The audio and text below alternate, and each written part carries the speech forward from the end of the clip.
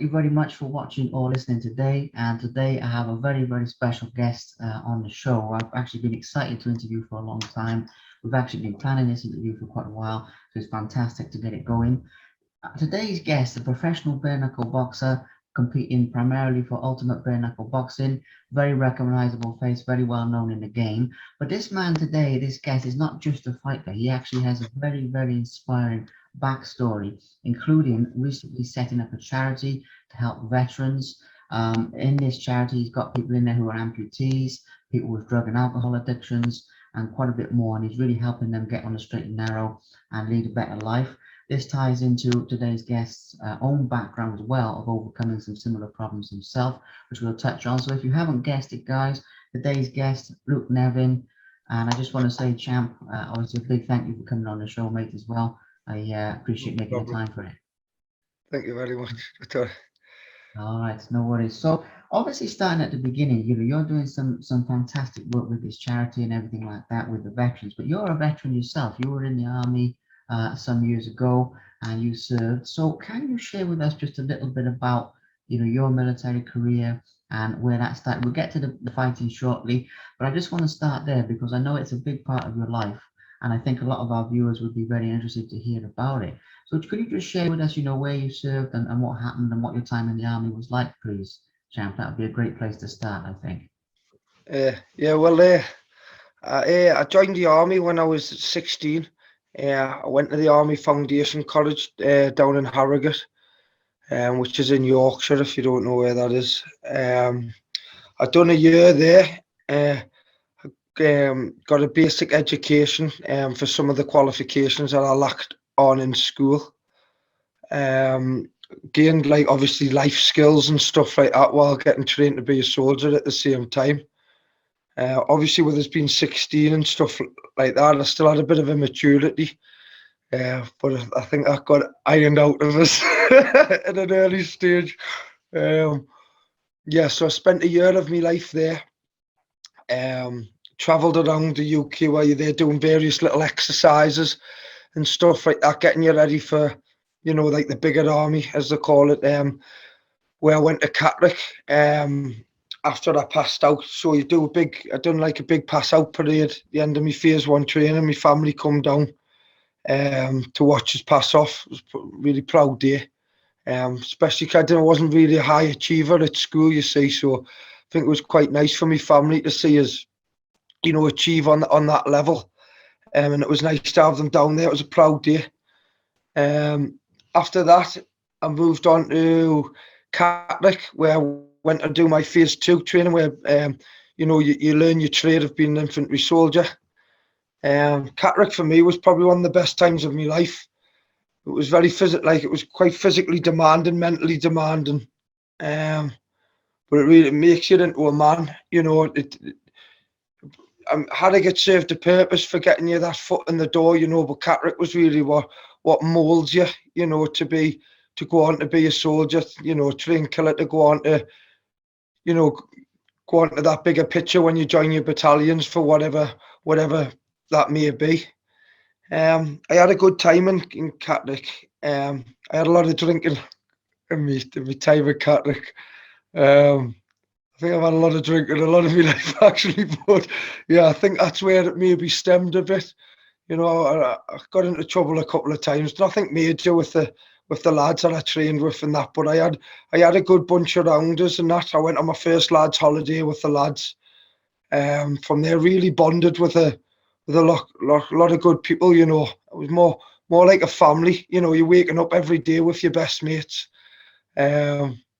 You can't really ask for much more, especially when you're a young lad. You know what I mean? 17, 17. I think 17 going on to be 18. You can't really ask for much more than having that sort of environment around you. After Catterick, which once I got my head round, I done quite well. I believe I was a good soldier, and I believe I excelled in it. To be honest, I believe I always sold myself short in that career, which I'll touch on in a minute. But yeah, I went on to join my battalion, which was up in Free Rifles, up in Edinburgh.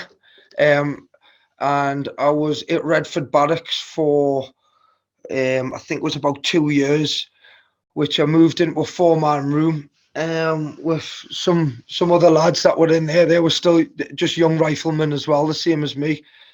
Yeah, moving there was quite daunting when I got the battalion. Obviously, you go there and there's just a young lad, you know what I mean, 17, 18, and you're with like people that are quite battle hardened and they've been around a bit. And being a gobshite doesn't quite work when you when you're there. Also, yeah, warrants you a couple of slaps in the process. But it's all character building. Um, yeah, I had a brilliant time, when I was up in Edinburgh. I really enjoyed it. Looking back, best years of my life without a shadow of a doubt. Got no regrets at all. Only regret I've got is coming out at the time that I did. But it was my time. While I was in the army, yes, so I joined my battalion. Went on various exercises around the country. Got cold, got wet, got miserable, complained about it all the time. Yeah, had some of the best times though, best laughs. Yeah, really did. Like looking back now, you don't see it at the time for what it is, but it's such a brilliant time of your life, and like something you need. I wish I valued a bit more. At the time, it really gave us, them core values for life.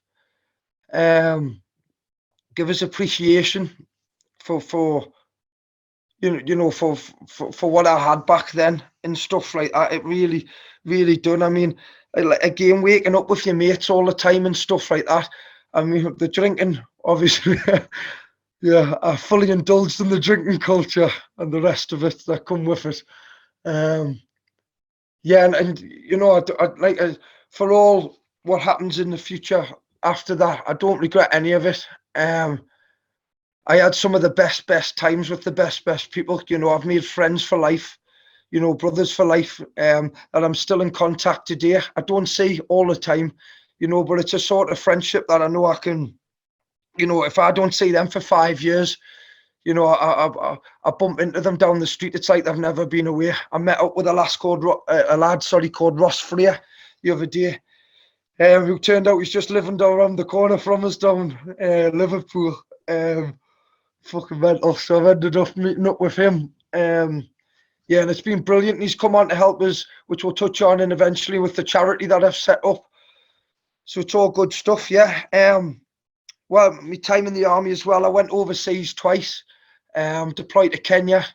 I went over to do an overseas exercise, which was really good. This time that I'd went overseas with the army. So it was a bit of an eye-opener for me, culture change, used to that heat. Again, working in a different environment, out of my comfort zone and stuff like that. Yeah, it was good. I got to see life outside of the UK as well. That was apart from your normal holidays, you know what I mean? Got the appreciation for poverty and stuff like that. Got like what the world's like, opened my eyes up that there's just so much more to the world, than just where you're from. Was lovely, had its hard points, had its good points, went out there to hard training exercises and stuff like that. But at the end of it, got some really good, R&R time, some adventure training, all courtesy of the army. Stayed in a safari lodge and stuff like that. Seen giraffes, seen elephants, which was brilliant because you don't see them from around Burnfield and Stanley where I'm from. So yeah, that was pretty good. Lions, hyenas. Yeah, it was good. It was really good. It's making us happy just thinking about it now, reminiscing about it. And then I went back over there the year to follow. I actually had a large holiday booked and it got cancelled to go back to Kenya to do force protection, which was basically just doing some like a security role while we're out there for certain camps and stuff like that. I enjoyed that as well, although it was.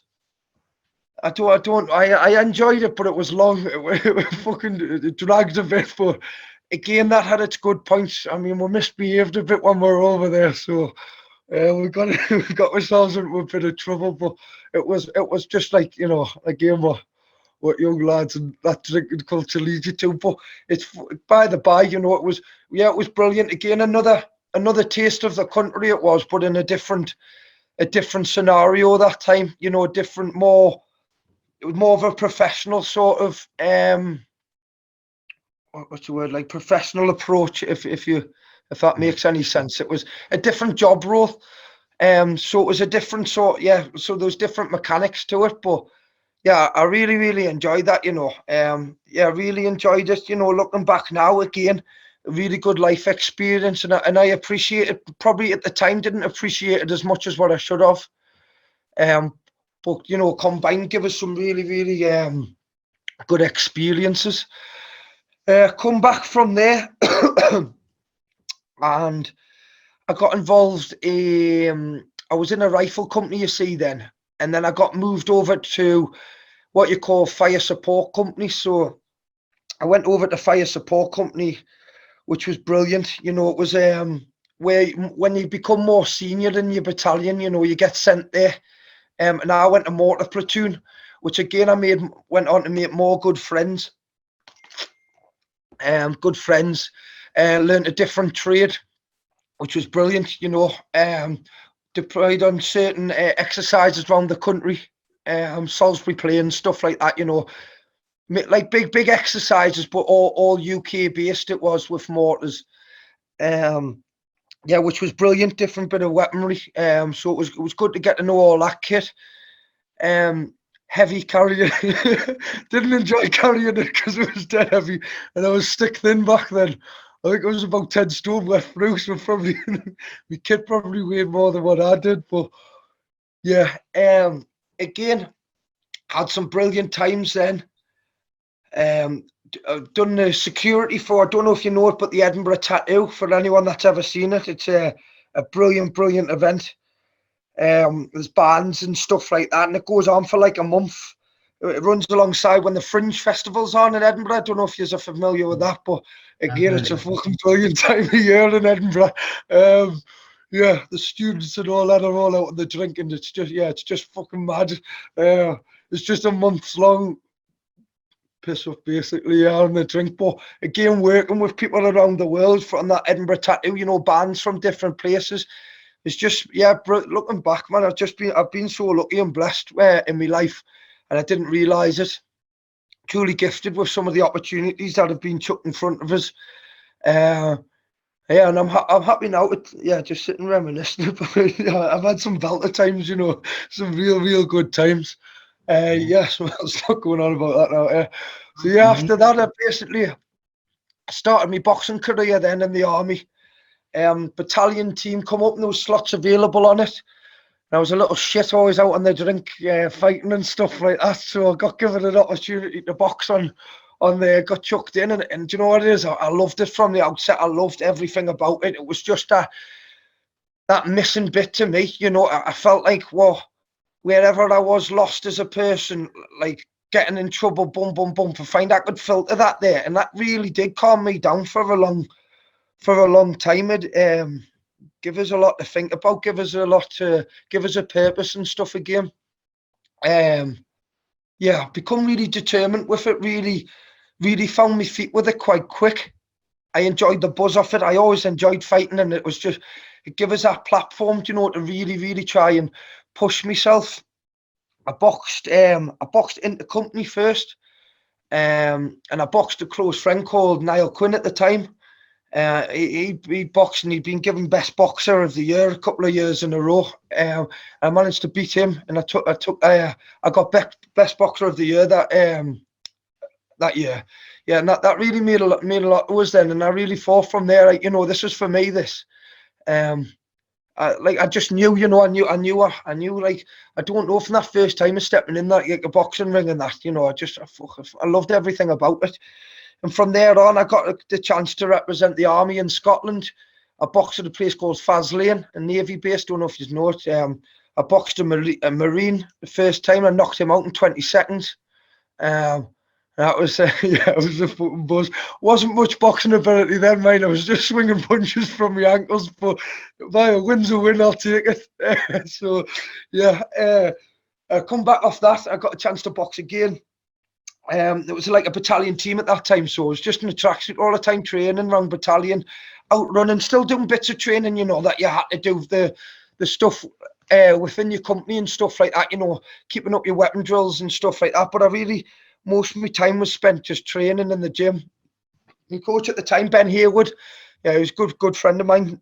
I speak to him now and again. Yeah, he would put all training programs and stuff like that together.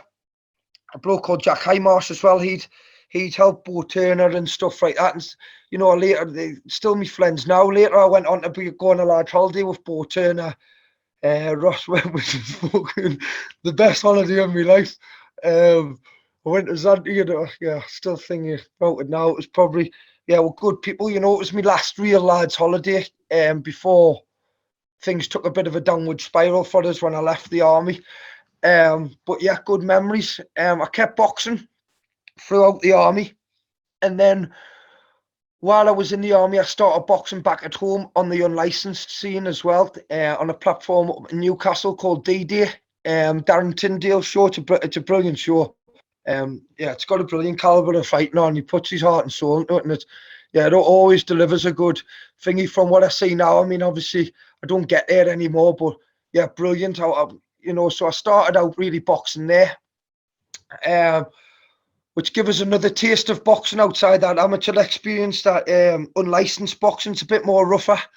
A lot more rougher. Smaller gloves.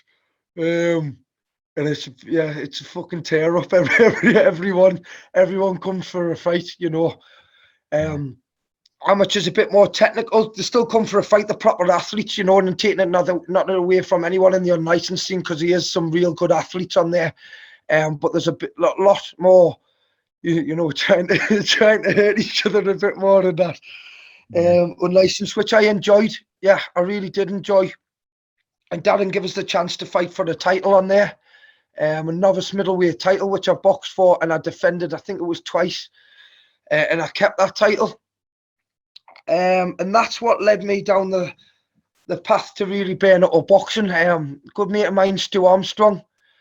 He's in touch with obviously the bare knuckle boxing, which is Ultimate Bare Knuckle Boxing, which I've went on to be friends with Sean and Amanda, who run that, and it is a great show, and it's got some great fighters on there. And I got given the opportunity to fight on there. I can't remember what year it was now, but yeah, I got given the opportunity to fight on there. I fought a bloke called Jay Eggleston.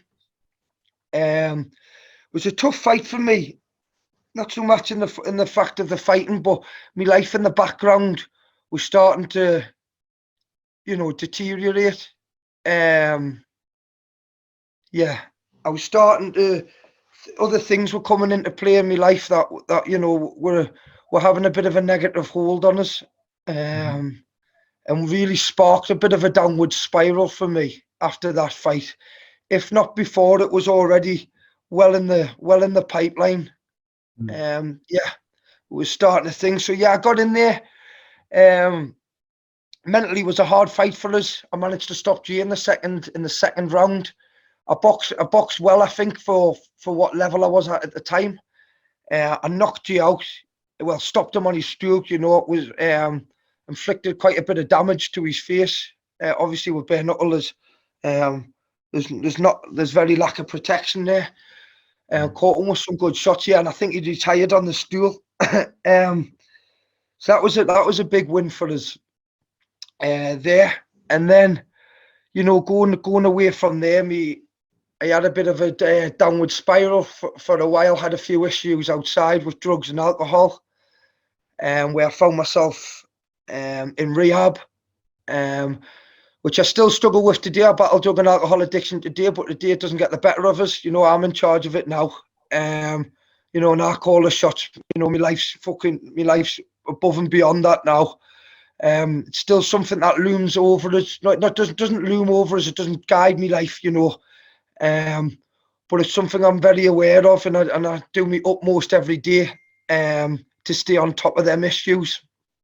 So going forward from that, my return to boxing was bare knuckle again under Sean and Amanda. I got given another chance. I'm open with bare knuckle boxing again. Where I boxed a lad called I can't remember his name. I can't too many blows there. I think I can't remember the name. It was only recently as well. Was Harry Dobson after Jay? Was Harry Dobson, or was that later on? Yeah, Harry Dobson. That's it. Yeah, Harry Dobson. Sorry, Harry, if you're watching. Yeah, but yeah. So mark my return to the ring. So obviously, I had a lot of time out with drugs and alcohol. In between that, I tried to make various comebacks. It just didn't happen. False hope for myself all the time, just setting myself up to fail. I managed to go to rehab. I come out of there, give us a photo in the door with me recovery to drugs and alcohol. I fell flat on my face, Mum, moving back up to Newcastle, destroyed relationships with people, that I cared a lot about. But, I'm rebuilding them today. The ones that I can't rebuild, I wish everyone all the best and stuff like that. But I had to move away fully. I come back up after that. I tried again, to get a life together up there, and I just couldn't do it. I tried and tried, and then, which marked the turn for me. I had to move away, which has turned out to be the best thing I've ever done. I moved back down to Merseyside because that's where I went to rehab. They offered a support network around us, a place called Tom Harrison House. They specialise in ex-veterans. And I got a good support network around us there. And I started getting myself back into the gym. Bits and pieces, I had a few hiccups along the way, and it hasn't been plain sailing for me. But eventually, I got to grips with everything. And now, mark me comeback fight, I moved to a place a little bit away from Liverpool, Williston ABC. Where I've later become friends with a lot of people there. I've made friends for life, and met some really, they're my best friends now. We're like a family in there. They took us on, give us a chance to excel again.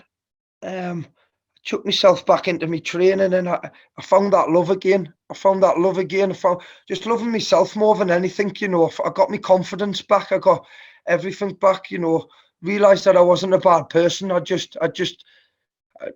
had a shit time, and it happens, it happens.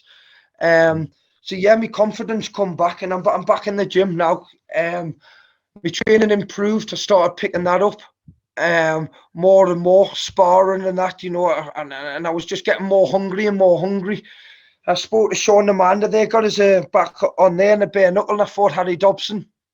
Again, it was a very explosive fight. I was hungry, for it, because it had been a long time for us out the ring. I felt I was trying to prove something to myself, I had that real burn back in us, and I just wanted to, get out there. First round, I knocked him down within seconds. Some big shots. Come back, and again, big shots again, stopped him in the first round.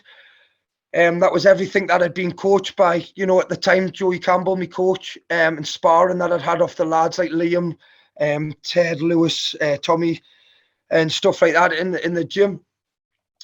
Coming away from that, I've then went back to amateur boxing, where I've met a close friend of mine who's now involved in my life, Paul Strutter, and Joey. They're my technical boxing coaches. There's a lad called Kev that gives us my strength and conditioning stuff, and then obviously the rest of the lads that build up the gym. So I've had 2 amateur at the end of this year. Unfortunately, I've lost both. It's been tough for us transitioning back over to it. It's been a learning curve. I haven't regretted any of it. I fought a tough kid. I think he's had 17 amateurs, which was quite a lot in the sport. I went in, and it was different to what I'd used to. I picked up a few habits in that bare knuckle.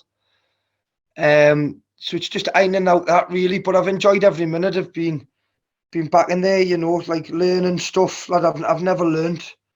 Every day is different, in the gym. I get pushed harder than I've ever been pushed. They look out for us. It's more than just a gym. They know that, that I'm honest about my troubles and stuff that I've had, and they're very honest with me, and they keep us right.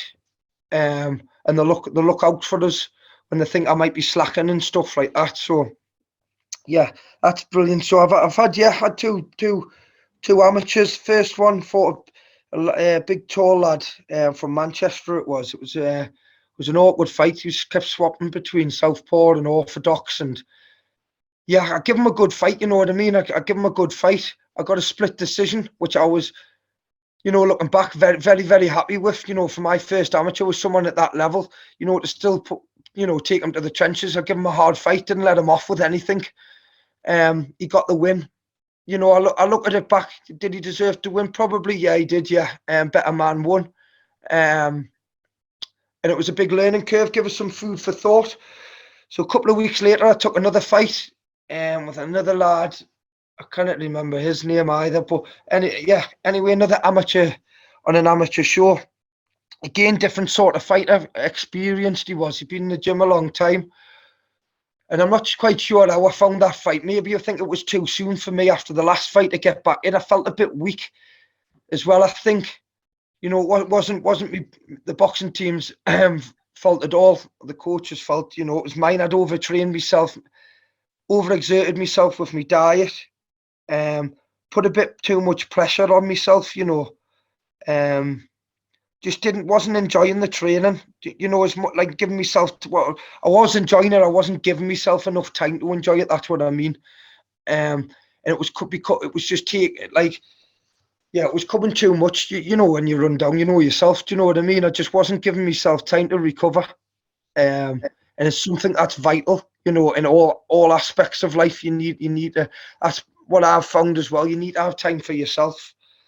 To just give yourself, if it's just chilling out 5 minutes, or if it's, going for a walk or something like that, it's vital to your mental health and your body just to have that recuperation, and I just didn't give myself that. I think I maybe was panicking. There was a lot of nerves there. All new stuff to us, didn't know how to deal with it all. But, going forward, it's all been real positive. On the back of 2 losses, I'm going into the new year. I'm fucking hungrier than ever. I'm training harder than ever. I'm looking forward to the new year. I'm looking forward to getting back out there fighting. I can't wait. Do what I do best. Just waiting on dates there. It's looking around the 25th of February we're hoping for. So I've got plenty of time to get myself up there. Good training. I've got a good team around us. Joey and Paul and Kev. The coaches in the gym. I get pushed on a daily basis. You know what I mean. So I've got no worries there. I know I'm in the best hands. You know what I mean. And I've got good lads around us training that bring the best out in us. So yeah, I'm not worried. I'm looking forward. Nervous as always. You know what I mean. You're not human if you're not. But yeah, really looking forward to the future. Just with everything, just everything's so positive at the minute. Running on from that. I just love being in the gym all the time at the minute and just looking after myself. I've got a few years to catch up with myself, which I neglected. And it's nice just finding myself again. I just feel real happy. Just that. That's good. Yeah, I've been given the chance. With what you've overcome and how you've turned it around in such a positive way, and the highs and lows. And one of the things I love about what you said so far is, there's a lot of lessons there for people. There's a lot of things that people can take away from that. If people are going through similar situations to what you've been through, and how open you are about it, I think it can really help a lot of people a lot of times. And it's definitely something as well that I want to touch on here, because it's a big part of what you're doing, as well as 2022 being a big year for your fights and things like that. It should be a big year for charity as well. So as another thing here, let's touch on that a little bit as well, because obviously you're doing some really, really good work, and I'm glad that we've got to cover the different aspects of your story, from the army, from rehab recovery, from the bare knuckle, the unlicensed. I mean, we've touched on some really, really good good things and how you've overcome it. I mean, honestly, massive respect for that, champ, because I know, obviously, I know you say Oh, it's thank a you. struggle. It is a struggle, but it's amazing, and it really gives people hope as well, because you understand that going Yeah, through it. There's so many people who think that that's, a battle you can't win or whatever. And obviously it's a battle you can win 110%, whether it's drugs, whether it's alcohol, whatever the reason. So obviously different people have different reasons for, why they get into that as well and what they're trying to deal with. But it shows that, it is overcomable, and you give people that hope. So even though it's obviously been like a hard time for you, as if it sort of comes over, but there's also definitely been some positives. So it's really yeah, good to inspire people in that way, you know. So with the charity now, you've obviously started helping other people who've been going through hard times in different ways. When we were speaking, setting this up, you were telling me about having people, lost their legs, people who obviously have addictions as well, and they're trying to overcome them, whether it's alcohol, drugs, or whatever. So this giving back to people quality, I think, is absolutely fantastic. So just tell us a little bit, about the charity, about, what you're doing, and how it's been set up, and some of the people you've got, and just anything you'd like to share. I mean, you're obviously an open book, which I think is fantastic. So obviously anything you'd like to share about, your mission and what you're doing, maybe for people that don't know about it yet. I'd really love to give that a yeah, push and get that out there. So yeah, let's talk about that a bit. yeah. So yeah, basically, I've always, obviously, as you know, had a keen interest in boxing. Um, and the army's obviously always been close to my heart. Um, I've always wanted to help people, like, since I've, become clean, sober, and sorted myself out. It's been something that I'm quite passionate about. Not only drugs and alcohol, but just all aspects. I think some people just need a little bit of a nudge sometimes, a little bit of a leg up. And basically what happened, I got introduced. I met a blind veteran called Paul Jacobs. Yeah, and he's war blinded. He got blew up in Afghanistan. He lost the insides of his legs, got blew out, his bicep, and he was left with a lot of shrapnel damage to his face, obviously his eyes, his throat, and his nose. Um, from that, obviously, that left him completely blind. And that must be. I can't even imagine how hard it must be, to to have that day in, day out. But watching him go about his business, go about his thing, he's an inspiration to himself. He's a credit to himself. And yeah, so basically, I got introduced to Paul. We met in the gym, bumped into each other. I recognised the cap badge he had tattooed on his chest because it was the same regiment. I was in the army. So I says to him, what regiment were you in? Turn round and goes, why? What fucking regiment were you in? I was like, fucking hell, sorry, lads. No, then we ended up talking, and he mentioned boxing. And I just says, listen, I box now. I'll be willing to, maybe help you out. And it was then, from then, really, there, it just stemmed. I just enjoyed just doing it. I enjoyed helping them. I don't know, just give us something inside, and just seeing that progression for them and what it means to someone. There's no feeling like it. He's war blinded, but he's getting there with the boxing. He's better than some sighted people that I've fought. But yeah, so from there it grew arms and legs. And I got put in contact. A man called Baz Mealy put us in contact with a man called Danny, who's become one of my good friends. Yeah, I got put in contact with him, and I went over to his office, and we sat down and talked. And I just said, listen, I've always wanted to set, sort of a charity up. And from there, I ended up taking a class for people on a Thursday. It was just a military veterans class. I got a little bit of interest at first, and then it really grew into a bit of a community.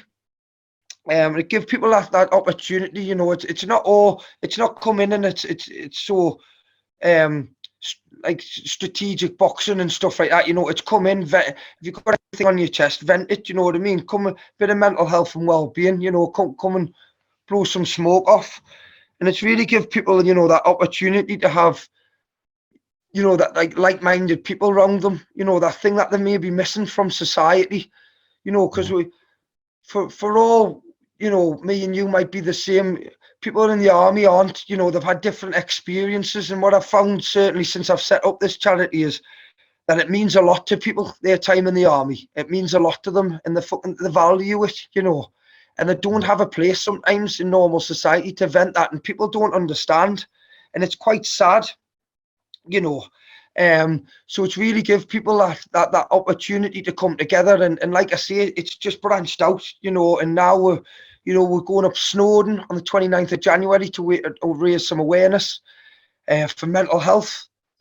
Jakey will be leading us up the mountain, and he's blind, you know, so that's a massive achievement, you know. So we're trying to raise money. So, you know, I'm always posting a link on the Hard Hitters page. If any of you, you know, could donate, that would be brilliant. It goes towards, you know, helping other veterans out there. I mean, the goal eventually, you know, is you know, to help retrain, you know, and you know, just give back a little bit. Whatever anyone's struggling with, just try and help them along the way. You know, there's a place for everyone out there. You know, it's just finding it. You know, it's took me a while to find my feet with things, and you know, I believe I'm really getting there now. You know, and I wouldn't have had that without the help of people along the way. So it's only fair that you help people. You know, you give back. Um, Yeah. yeah, with that, it's just, you know, and with that, it's with my own past experiences with drugs and alcohol. Obviously, I've attracted people with issues with drugs and alcohol. So in itself, it's nice. It's nice to be able to help, I'm not saying, you know, it's not all plain sailing for me, and I'm not all saying that, you know, I've nailed it and I've got life, because I haven't. You know, I'm still working on myself every day, you know. But I believe I've got something that I can offer to people. Whether that be, you know, my experience that might help them along the way, I don't know, or just, you know, just someone to talk to. You know, I can direct them to people to, you know, direct them to the people that's helped me. You know, I've come into contact with some great people since I've started this charity. And not only, you know, I'd be lying if I'd said my life hasn't getting better as well since starting it. You know, the benefits for me has been second to none. And I don't mean financially, because I've gained nothing financially, but emotionally, the community, just that all round drive. It's just give us that drive back. You know, like I've just, between that, being in the gym, helping the kids, you know, just around positive stuff all the time. You know, I try my best not to engage in anything that's negative, because it just doesn't have a place in my life. You know, I've spent a lot of my life, you know, a big portion of my life from coming out the army, was negative. You know, I was involved in negative things, and it just, yeah, it took away myself, you know. And it's took us till now to get back, you know, laughing, smiling all the time and that. And it's fucking lovely, man. You know, I wake up every morning, you know, 2 years ago, I was fucking waking up, and I dread waking up, me. I fucking, like, it was like Groundhog Day. Every day was like Groundhog Day. But now, you know, I go to sleep on a night and I'm fucking excited about getting up the next day. And that's God's honest truth, you know. I'm excited. You know, every day is a different challenge. You know, and I'm ready for it. Like, I'm ready for it, whether that be boxing or one of life's challenges, you know. And it can be hard sometimes, you know what I mean? Like I say, my life's not perfect. What life is perfect, but you know, I'm surrounded with good people. I'm surrounded myself. I give myself half a chance. You know what I mean? I've got a good foundation, and I believe that's what I'm trying to build with this charity. Just a strong foundation. So, you know, not everyone's going to go on to be a boxer. Not everyone's going to go on to be a lawyer. Not everyone's going to, you know. But if we can all come together, you know, and just inject that thing back into each other, that, you know, that bit of hope, that bit of camaraderie, as well as a bit seriousness as well, you know, and just a willingness, you know, a willingness for people to change. If we can just show people that, then I think we're on the right track. And that's what Hard Hitters is about. Yeah, it's just, you know, we've all been knocked down, you know what I mean? And everyone in that charity has got their own story. And it's not just about me, and it's not just about Jakey, and it's not just about Danny or Baz. It's about any single veteran that wants to come through there. It's about anyone, and they will be given the chance to excel in what they want to do through my charity, and that's a promise. You know, it's early days yet, but I'm very, very determined with it. Very determined. And yeah, I have my way. It'll be anyone that comes through will be given the opportunity, to live the life that they deserve more than anything. And yeah, that's what it's about. Yeah, so I'm talking up there. No, it's amazing. I mean, honestly, it's amazing. Well, your passion for it really comes over, obviously, and I mean that in like a wet side, you can almost feel it across the Zoom like this. You can like feel your passion Yeah, for it. And it's amazing. And I will say to obviously everyone watching and listening, obviously Hard Hitters guys, check it out. Look, he's out there on social media. He's not a hard man to find. There's articles up there about him. There's obviously you can contact him on all the socials. So give him a shout as well to find out more about this, because I am going to give that shout out, because if anyone out there knows someone who's struggling, an ex-veteran or yeah, anyone who's struggling definitely. that way, obviously get in touch. Obviously with the donations, guys, get in touch as well. Like I say, he's got a big following out there, Luke, so he's not hard to track down. But any help will be much appreciated with that, and it really is great work. And hopefully, to all of our viewers as well, they can really see today your passion and your power, for what you're doing, because it really comes over like its own energy, like its own strength. It sort of comes from you, and I think it's amazing work. I mean, obviously today we've touched on some incredible from from your life. And I believe obviously the best is yet to come, because, there's the charity growing, there's massive fights Yeah, out there. As you say, you're waking up buzzing every day and all the rest of it. So, that's the way to be. I mean, life's too short for anything else.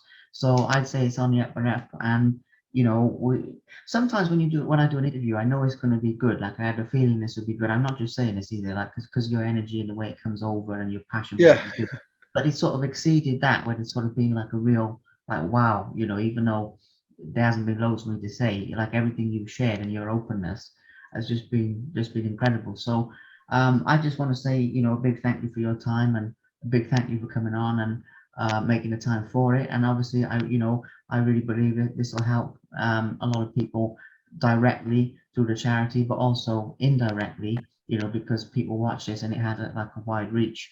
So if there's anyone out there who's struggling with any of these problems that you've been through, they know there is hope. They know there is a yeah. second chance. There's a way to turn it around and make your life not only what it was before, but better again. And things like that. So so it's a really, really powerful message. And like I say, chap, just honestly, big thank you for making the time to share everything that you shared, mate. I Oh appreciate it. no, I appreciate it, mate. Thank you for taking the time and that. And like you say, if there's anyone out there that needs any help, it's never too late to change. If you're a veteran or not, you can always just give me a message. And just cheers, Liam. Yeah, cheers for your time, mate. I really, really appreciate it and that. I No really worries. appreciate it. Cheers, lad.